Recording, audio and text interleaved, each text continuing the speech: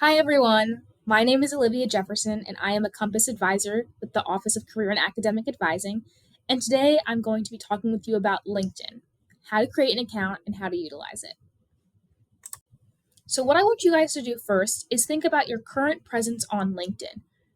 One, you may never have even heard of LinkedIn, or if you have, you may just have an account. The next thing is that you may have an account and filled out all the needed information, but there's definitely room for improvement. The next thing is that you may have a great account, but you're trying to figure out how to use LinkedIn in the best way to its fullest extent. And then some of you may be in a strong position where you've used LinkedIn and you use it often and you feel like you have a well developed profile that you use correctly. Anywhere on this spectrum is fine, and we're going to talk more about how to use LinkedIn in the best way possible. So, for those of you who have never even heard of LinkedIn or have but don't know much about it, I'm going to put it in some simple terms. It is the world's largest professional network. It is a place where you can search for jobs, internships, connect with people you know, even those you don't. It's basically a place for you to highlight and build your skills as you continue to develop your professional career. So, now that you know a little bit more about LinkedIn, you might be asking yourself, well, why is it so important? Why is everyone talking about LinkedIn? And we're going to look at that in three main areas. The first being hiring. There are over 60 million people searching for jobs weekly on LinkedIn, with over 6 people hired via LinkedIn every minute. Again, that is due to LinkedIn's large reach with over 1 billion users globally, and with the United States leading with over 230 million. And then usage. Again, it's not just people having an account or getting hired on an account, it's people using it, with 77% of college grads using LinkedIn. When it comes to any kind of platform for professional development, LinkedIn is the most popular, especially in young adults. At this point in time, you might be very interested in creating a LinkedIn account after hearing the information I shared, and it's very simple. You'll either go to the desktop version or download the app. If you have an Apple or Google account, you can log in that way, or you'll simply click Agree and Join. Upon clicking that, you'll put in your first and last name, an email, and create a password. I highly suggest using your personal email. The last thing you'd want to do is use your CCGA email, which you won't always have access to. So again, it's that simple. So once you log in and create your account, you're going to want to add more information. First, you'll start by adding your location.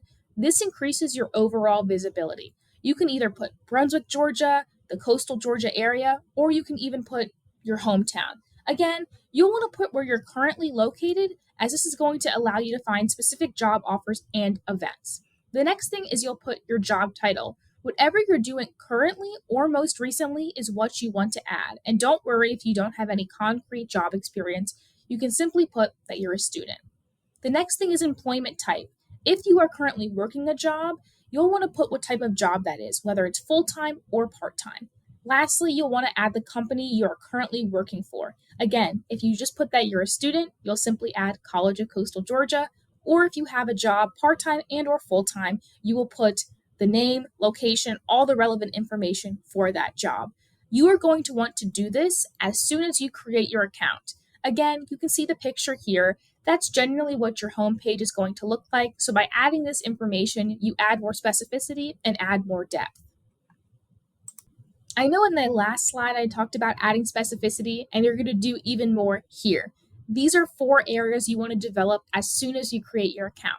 The first thing being skills. Once you confirm your most recent job experience, you're going to add any relevant skills you utilize, and don't worry, you'll be prompted with some. The next thing is education. Obviously, you're a student here at CCGA. You are going to want to add that. Add the degree you're seeking, the field of study, even things like relevant classes. You want to develop that as soon as you create your profile. The next thing is contact information. Now, you don't need to add this. It's truly your own personal preference, but you could add your email, your phone number, and if you have your own personal website, feel free to add that here. You can also add it to your account, but make it private. The next thing is the About section. This is basically an elevator pitch of yourself, a few sentences about what you're currently doing and what you want to do in the future. When developing a LinkedIn profile, first impressions matter, and what people are going to see first is your profile picture and your background image. I'm using Bethany Waters, a student at CCGA, as an example, and don't worry, she gave me permission. So, for your profile picture, if you have a professional headshot, use that. What I will emphasize is to not use those AI professional headshot developers. It is very clear when it is AI. It may not be when they first see it, but if they ever meet you, I can guarantee you it's going to be clear. So, if you don't have a professional headshot, don't worry. Not only do we have events at the college where you can get one, but you can also just use a basic standard picture behind a plain background, similar to how Bethany has here. The next thing is for a background photo. Select a photo that says a little bit about yourself, but also make sure it's professional. I always say that for CCGA students, using a picture of the beach, whether it's St. Simon's or Jekyll Island, is great, but you can also lean into things like your major. Again, just make sure that anything you use is professional. Besides your profile picture and background image, the next thing that people will see is your headline. You can develop this in a few different ways. You can focus on your institution and the fact that you're a student at the College of Coastal Georgia. Or you can focus on the area you're studying, in this case, health science. Again, that'll be a great way for mutual connections to see what you are doing. The next thing is skill centered. As a health science student at the College of Coastal Georgia, you're developing plentiful skills that you will want to highlight. Lastly, application centered is very common. I use Microsoft as an example, but that can be things like Photoshop, Canva, and more. Again, you want to make sure this is professional and highlights who you are as a person and as a student. So the next section you want to develop is your About section. Again, I know I mentioned it earlier, but I want to provide you with an example. This is actually from my LinkedIn profile. This is basically a summary of what you're doing, what area you're trying to break into. It does not need to be too long. Again, this is something that you want almost to be similar to a professional summary you'd put on a resume. Simply an overview of you as a professional person. So I focus on what I've most recently studied, getting my master's in entrepreneurship and innovation. I then talk about what career I've embarked on, in this case, higher education. And then I end by talking about the job I currently have. Again, this is it, just a few sentences about what I've studied, what I've done, and what I am doing. At this point in time, you might be noticing a theme. When you're first creating your LinkedIn account, you're just going to put standard basic information in areas so people know who you are. But then over time, you're going to develop this. Similar to the About section, you're going to do the same for your Experience section.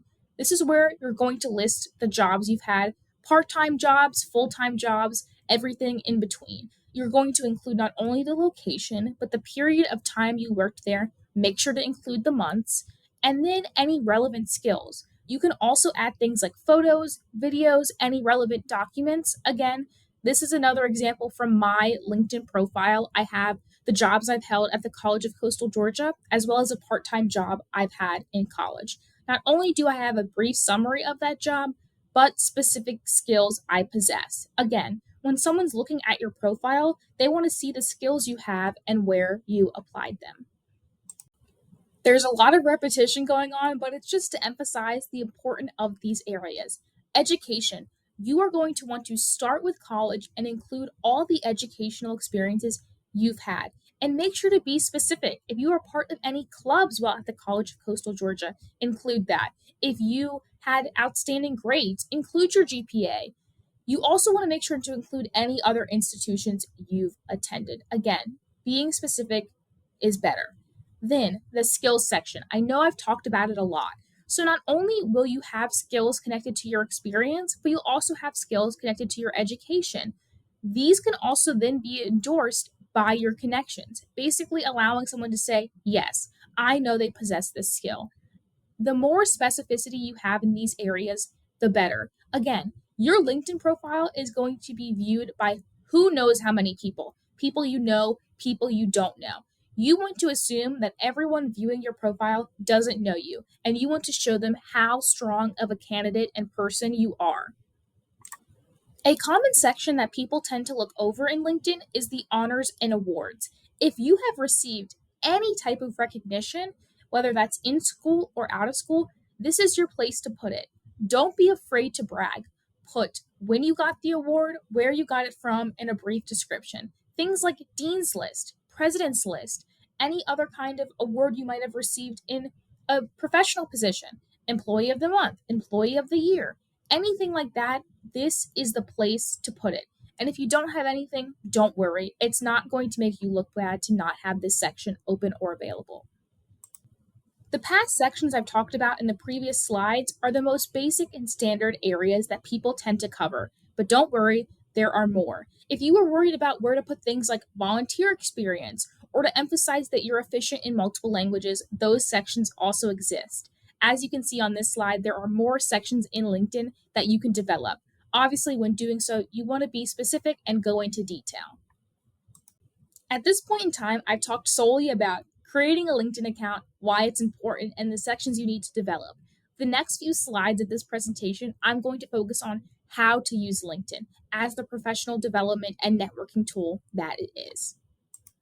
Two of the most popular tools on LinkedIn are connecting and posting. When it comes to connecting, you can do so with different types of people. That includes people you know, your coworkers, your classmates, your professors. It can also include people you don't know directly, like alumni and people in your industry.